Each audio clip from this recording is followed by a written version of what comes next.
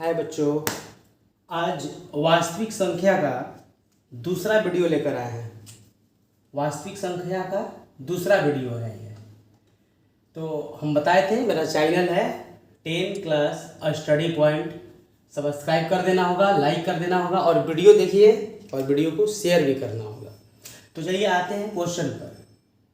Question दिया हुआ है कि √18 का परिमेयकरण गुणांक है। मतलब इसका √18 का परिमेयकरण गुणांक बताना है। परिमेयकरण गुणांक बताना है √18 का। तो देखिए √18 को जब हम तोड़ेंगे तो ये टूटेगा कितने रूपों में। हम √18 को एलसीएम निकाल कर तोड़ते हैं तो यह टूटेगा। आपको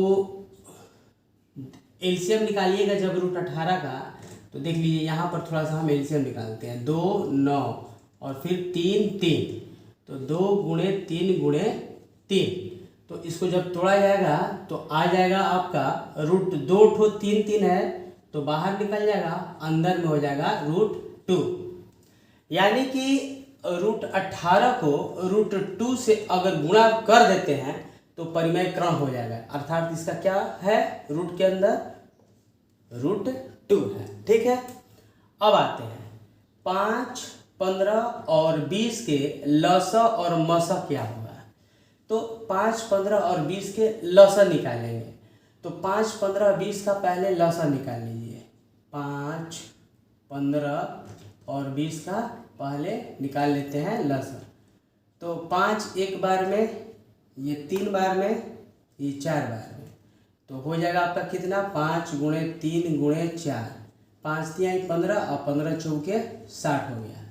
अच्छा, अब इसका मसा निकालिए। 5, 15 और 20 का मसा निकालिए। तो 5 और 15 और 20 का मसा इस तरह से निकाल लिया जाए। तो 5 एक बार में, फिर निकाला जाए, इसको कर दिया जाए। अगर 3 से करेंगे तो 3 गुणे 5 होगा। अगर इसको 5 से करेंगे तो ये 4 हो जाएगा। देखिए अब बताए थे मौसम में क्या होता है, कॉमन होता है। कॉमन का मतलब हुआ कि इसमें कौन, ये दोनों के भी, इस सभी में कौन शामिल है। तो देखिए इसमें भी 5 है, इसमें भी 5 है, इसमें भी 5 है। अर्थात इसका जो हो जाएगा मौसा क्या हो जाएगा, 5, 15 और 20 का मौसा जो हो जाएगा केवल 5 हो जाएगा। तो इसका अनुपात बताइए। अनुपात बताना है कि अनुपात क्या होगा। तो अनुपात का मतलब क्या होगा, 60 है और बटा में क्या है आपका 5। तो 5 के पहाड़ा में 12 बार में, यानी कि ऊपर में 12 आ गया, क्या आ गया 12, और नीचे में एक बार में कट गया तो 12:1। यही हो जाएगा आपका डी ऑप्शन, 12:1। डी क्या हो जाएगा, ऑप्शन हो जाएगा। अब देखा जाए दो क्रमागत सम संख्याओं का एचसीएफ। क्रमागत का मतलब होता है क्रम से, जो क्रम से हो। क्रम का मतलब हुआ कि दो क्रमागत सम, और सम का मतलब हम कल बताए थे कि सम का मतलब क्या होता है, जो 2 से कटे वो सम संख्या कहलाता है। तो 2 से कटे का मतलब यह हुआ कि आपका सम संख्या लगातार होना चाहिए। तो 2 अगर हम 4 लेते हैं, लगातार सम संख्या है 2 4। तो अगर इसका हम एचसीएफ निकालेंगे तो क्या होगा, एचसीएफ चलिए अब निकाल देते हैं। 2 दूनी का 4 कट गया। तो बताया था ना कि भाग जैसा एचसीएफ भी बनता है। तो जो कट जाने के बाद जो बचता है यहाँ, वही उसका क्या हो जाता है, एचसीएफ हो जाता है। तो क्रमागत अगर कोई भी लेंगे संख्या, क्रमागत कोई भी लेंगे, 4 6 लीजिए, 8 10 लीजिए, 16 18 लीजिए, या 100 102 लीजिए, कुछ भी आप लगातार लीजिएगा सम संख्या, तो उसका जो एचसीएफ आएगा क्या आएगा, 2 ही आएगा। अगर इसमें लगातार कह रहा है, अगर क्रमागत इसी पर कह देता, 2 लगातार सम संख्या ना कहकर कह देता क्रमागत संख्या 2 क्रमागत संख्या, जैसे मानकर चलिए 5 6 होगा, क्रमागत संख्या कह देगा तो आपका 100 और 101 होगा। अगर इस दोनों का भी आप निकालेंगे एचसीएफ तो इसका आंसर 1 आएगा, मात्र 1। तो क्रमागत कोई संख्या कहता है तो एक आंसर होता है। अगर सम संख्या कह दिया क्रमागत के अनुसार तो उसका आपका 2 ही आंसर आएगा। अच्छा, ये तो सूत्र है 1/1 का मान निम्न में कौन सा होगा। तो ये सूत्र होता है, आपको बी याद करना होगा। आते हैं अगला, a + √b का परिमेयकारी गुणांक क्या होगा ना। a + √b का परिमेयकारी गुणांक क्या होगा। तो देखिए इसका कहने का मतलब है परिमेयकरण। अगर a प्लस रूट बी करते हैं और इसका परिमेयकरण करेंगे तो क्या होगा, a प्लस रूट बी होगा, सॉरी माइनस होगा, a माइनस रूट बी होगा। तो परिमेयकरण में यही ना होता है कि अगर प्लस है तो माइनस होना चाहिए, तो ये प्लस है तो ये माइनस हो गया, यही इसका परिमेयकारी गुणांक होगा a माइनस रूट बी। तो आपका ऑप्शन नंबर ए। अब देखिए यहाँ पर मसा, मसा का मतलब क्या होता है, कॉमन, जो दोनों में शामिल हो, इसमें और इसमें दोनों में शामिल हो। तो देखिए 3 के पावर 3 है और यहाँ 3 के पावर 2 है, तो इसमें का 2 इसमें शामिल है, तो निकाल लेते हैं 3 के पावर 2। अच्छा, अब यहाँ पर एगो 2 है, ऐसा 2 2 है, तो एगो 2 ना इसमें शामिल है, इसीलिए जो शामिल होता है उसी को निकालते हैं। तो एक ठो निकल जाएगा 2, और यहाँ पर देखिए 5 1 भी है, 5 1 भी है, तो दोनों 5 एगो इसमें भी शामिल है या ये इसमें भी शामिल है, तो एक ही 5 लेंगे, तो ये 5 कर दिए। तो देखिए 3 का 9 गुणे 2 गुणे 5, 9 दूनी के 18, 9 दूनी के 18, 18 5 90। तो आपका क्या हो जाएगा, ए ऑप्शन सही हो जाएगा 90। अब आते हैं अगला क्वेश्चन पर। तो 65 तथा 117 का मसा। देखिए आप सभी लोग से रिक्वेस्ट है कि जब भी हम पढ़ा रहे हैं तो आप शुरू से अंत तक वीडियो देखिए, शुरू से अंत तक वीडियो देखिए, एकदम यही रिक्वेस्ट है आप सबसे कि वीडियो को शुरू से अंत तक देखिए, अच्छा लगेगा।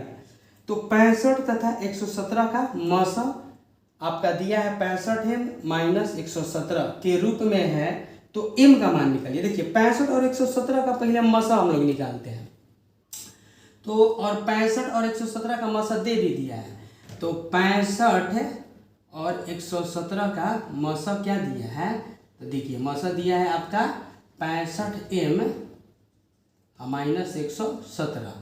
अब 65 117 का जब मसा हम लोग निकालेंगे तो आएगा 13, क्या आएगा 13। कैसे देख लीजिए, 65 का और 117 का देखिए मसा निकाल रहे हैं, तो 65 एक बार में चला गया, ये 7 में से 5 गया 2, और 11 में से 6 जाएगा तो आपका क्या आ जाएगा 4, और यहाँ से आपका सॉरी 4 नहीं 5 आएगा 5, और यहाँ से 65 घटाइएगा तो ये 52 जाएगा, कितना एक बार में, यहाँ भी एक बार में लिख सकते हैं, और ये 3 हो जाएगा और एक 13 हो जाएगा, इसको मिटा दे रहे हैं।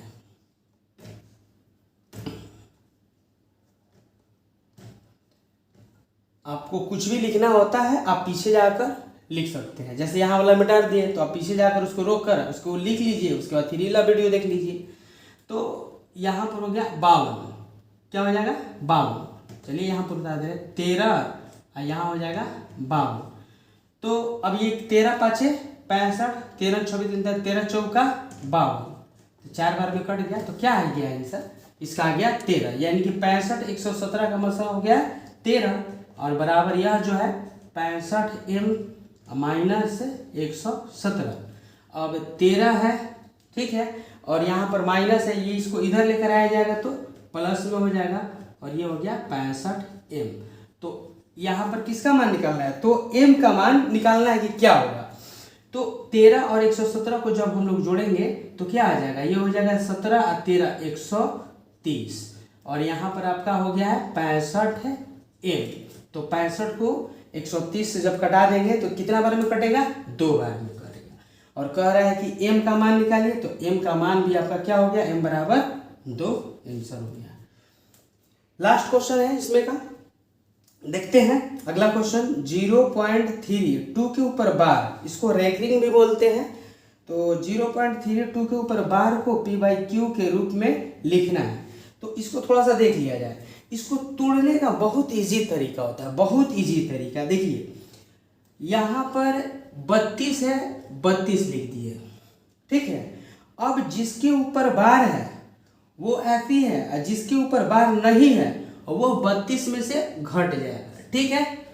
अब देखिए 2 के ऊपर बार है, जिसके ऊपर बार है उतना 9 लिखेंगे नीचे, तो 2 के ऊपर 1 अंक के ऊपर बार है इसलिए 1 9, और जिसके ऊपर बार नहीं है उतना 0 लिख देते हैं।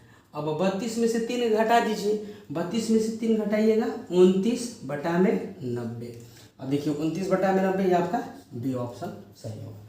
तो ठीक है, अब आगे अगला डालते हैं।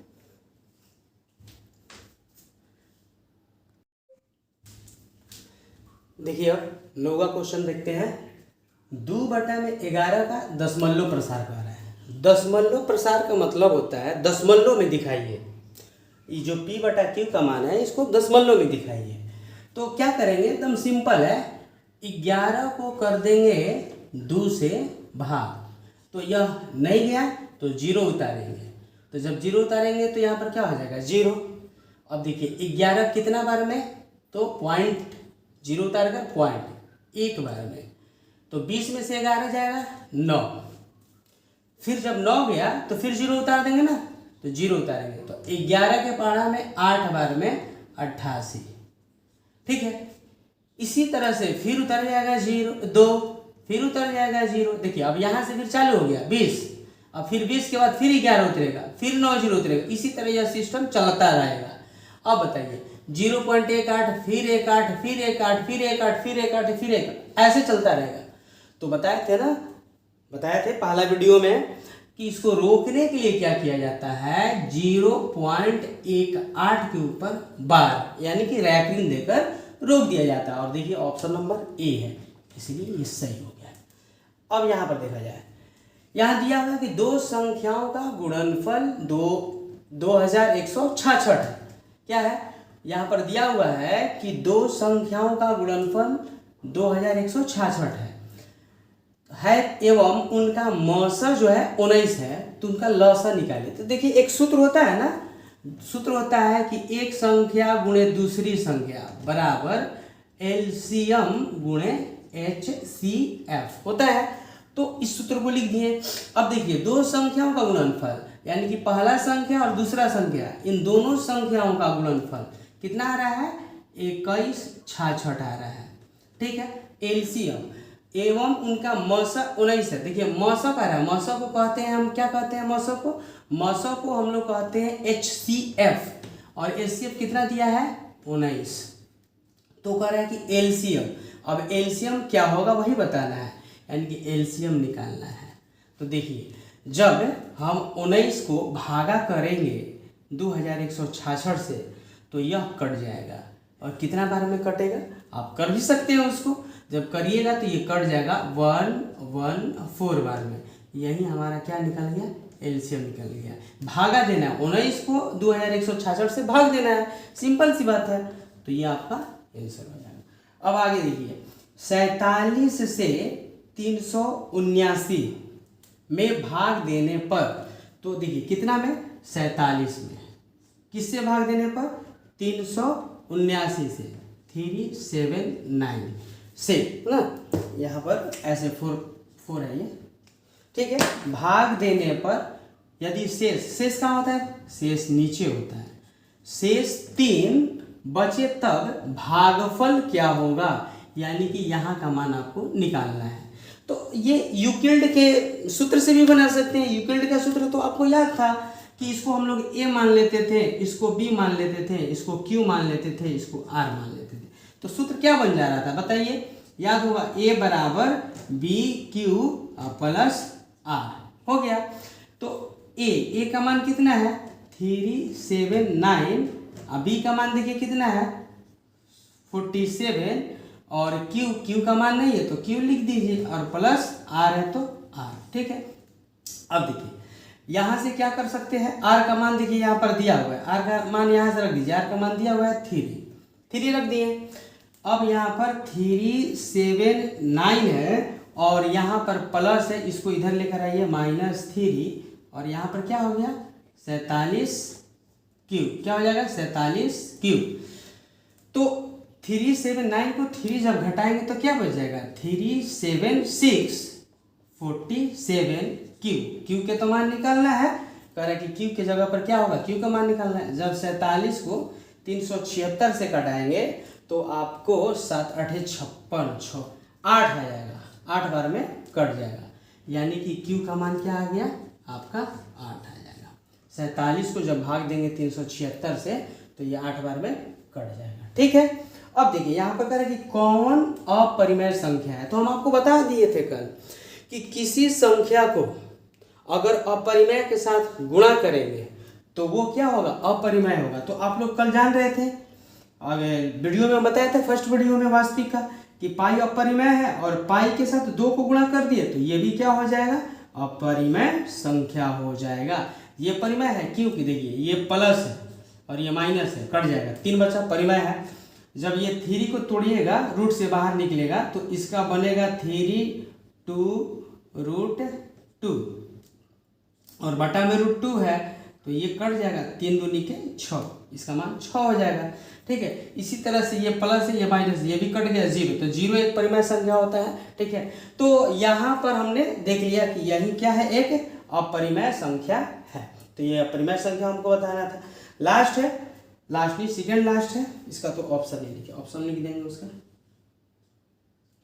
ये बी हो गया। देखिए ये 8 के पावर 0 है, किसी भी अंक के पावर जब 0 होता है तो उसका मान 1 होता है। तो 8 के पावर 0 का मान 1 हो गया और गुणे 2 के पावर 0 का मान भी क्या हो जाएगा, 1 ही हो जाएगा। किसी भी अंक के पावर 0 का मान 1 होता है, चाहे 100 हो के 100 के भी पावर कह दे 0 तो उसका मान 1 ही होता है। किसी भी अंक के पावर जब 0 लगता है तो उसका मान 1 होता है। तो इसका भी मान 1 हो गया और इसका भी मान 1 हो गया। 1 को गुणा करेंगे 1 से तो क्या आ जाएगा, 1 आ जाएगा। तो यहाँ पर ऑप्शन नंबर बी जो 1 दिया है इसलिए सही होगा। और कौन सा शांत है, तो इसमें ऑप्शन नहीं दिए हैं। शांत का मतलब क्या समझते हैं, बटा में जो है ना, नीचे बटा में नीचे जो इसको अंश बोलते हैं, ऊपर वाले को, नीचे वाले को हर बोलते हैं। अगर नीचे में गुणनखंड 2 और 5 के रूप में रहे, चाहे नीचे में केवल 2 का रहे या नीचे में केवल 5 का रहे, तो ये सब सारे क्या कहलाएंगे, शांत कहलाएंगे। अगला वीडियो में ऐसा क्वेश्चन देंगे। तब तक के लिए धन्यवाद और हमारे चैनल को सब्सक्राइब करना है, लाइक करना है, शेयर करना है। देखिए गर्मी में मेहनत कर रहे हैं आप लोग से, यही कहेंगे बार बार कि आगे बढ़ाने में हमको सपोर्ट कीजिए। और मेरा चैनल है 10 क्लास स्टडी पॉइंट, इसको बहुत सारा खूब सारा प्यार दीजिए और हम प्रयास करेंगे कि बेहतर करें, अच्छा करें और बहुत बेहतर करें। धन्यवाद।